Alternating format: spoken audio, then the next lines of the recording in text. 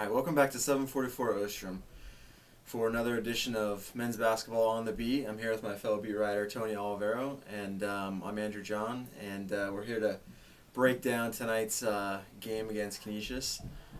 So just to dive right in, Tony, obviously the big news, following the game was Coach Jim Boeheim talking about how his team is the most overrated team at this point in the season that he's ever had. Is it too early to say that this team is overrated? I mean, I don't. I mean, it was kind of an out there statement. After 2 games, it wasn't that just that he said it was overrated. He's just saying a lot of things like, you look in the first half, the guys who were out there, the guys who were off the bench. If you think that step, then I don't. You guys are pretty much crazy. He was speaking, I guess, a little bit to the media who perhaps has reported on the perceived depth of this team. But I think he was also speaking to his players. And I think it's more so Coach Boeheim, trying to make sure his players stay in check, they keep a level head. Because honestly, a 20-point win's a 20-point win, even if they did play that poorly in the first half. But I just think he wanted to tamper off the kind of expectations compared to last year. Because I just... Perhaps he feels that just last year's team, with the way they started the year, warranted more than I guess this year's issue. And I think that this year, this really isn't something that Boeheim is doing out of the ordinary. This is something that he typically does. He's has different ways of motivating his team, and I think if you look at last year as opposed to this year. Mm-hmm. Last year they came into the season with absolutely no expectations. Mm-hmm. Predicted to finish, I think, 8th in the conference, and obviously, so there really weren't the high expectations, and the players were real hungry. And not to say the players aren't hungry this time, but you come in, you're number 10 in the nation, mm-hmm. and people are already singing your praises before you've really done anything. I think that he does have a point in the sense that they really haven't done anything yet. They beat a couple mediocre teams mm-hmm. by 20, and I think time will tell whether or not this team responds to that, or whether they take it lightly or not. Yeah, I mean, without a doubt, that first half was just a hard first half. At one point, they were 4 of 18 from within the 3-point line on field goals. They finished the first half 31% from the field. Scoop Jardine with 10 points, pretty much the only person creating anything, I guess, really. It just was a poor first half for this team after a first game where they played a poor first half as well. And I think that showed in the post-game remarks. Coach Boeheim spoke for about 5 minutes on end just about the facets of the game that he felt proved that this team, I guess, and the perceived depth that they have was a little bit too much.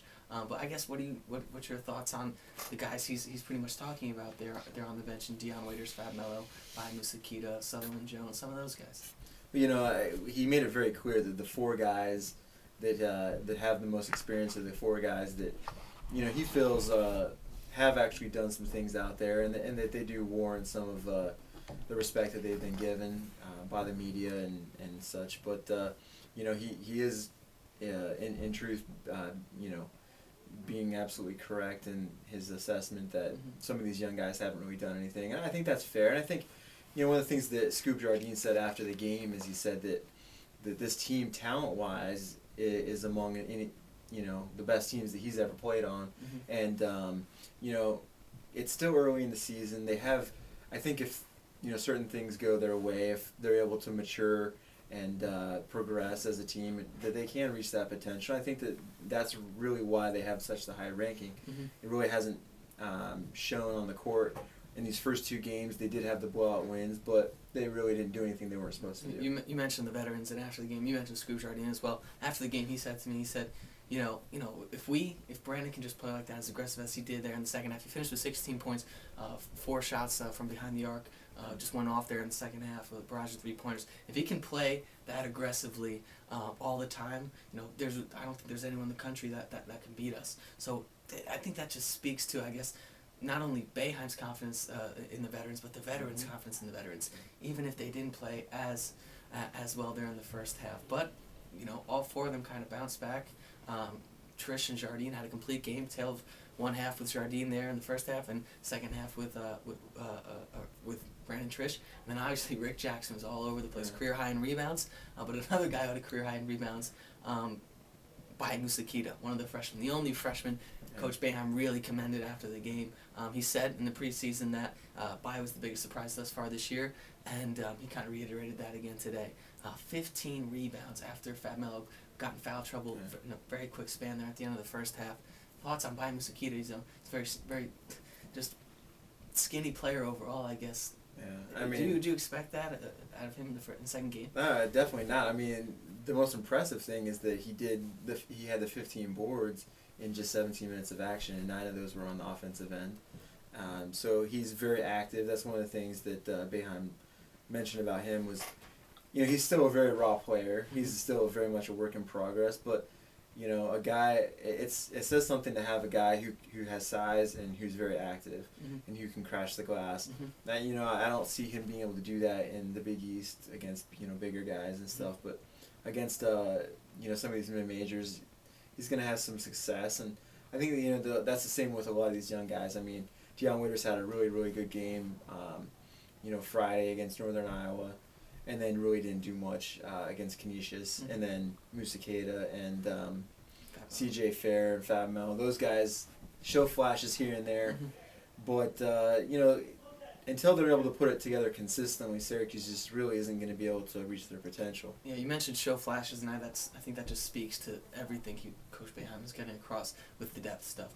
I don't think he's speaking too much as overrated. I think that's maybe more so, a shot at perhaps different people who've written or even said written blog or record videos or radio shows about the team.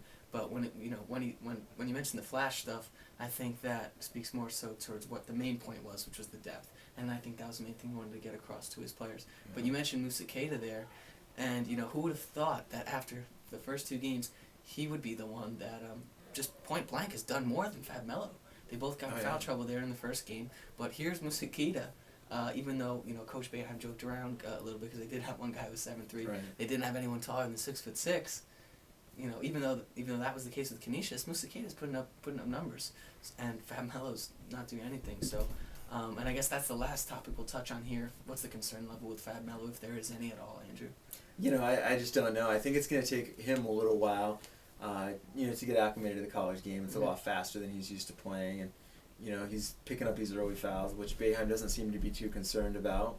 But, I think by the time Big East play starts, he really needs to be able to get in there for 20, 25 minutes a game at least, and continue to progress both offensively and defensively. I think, we're seeing he has the size, he has the skill level to be a fantastic player, but it's just going to take some time with him. And, Boeheim doesn't really seem to be concerned. I think that it's still early, obviously, but the fact is he only has 6 points in the first 2 games. I think that a lot of people are surprised about that, and a lot of people, especially those who predicted him or who picked him to be the biggest freshman of the year, they expected a lot more out of him against some of these mid majors, and he just hasn't been delivering there. So it's definitely a high honor, but I think when you mentioned that Boeheim's not as concerned about it, I think that speaks more so towards the fact that Melo's done a solid job thus far defensively, just moving around there in the middle of the zone, which is so important for a Boeheim coach team.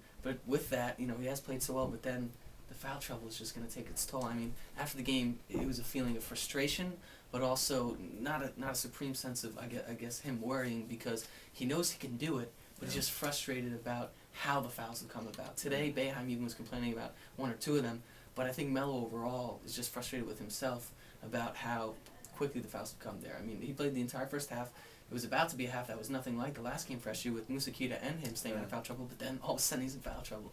So, I mean, I think it was more so frustration for Kita, and, Boeheim's just happy with what he's done in the zone thus far through 2 games. I mean, it's a lot. But I guess that's it for now from 740 for Ostrom for another edition of Men's Basketball on the Beat.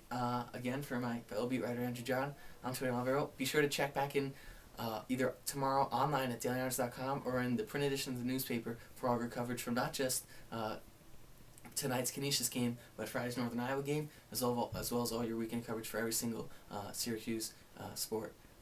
But for this time, that's it. Thanks, guys.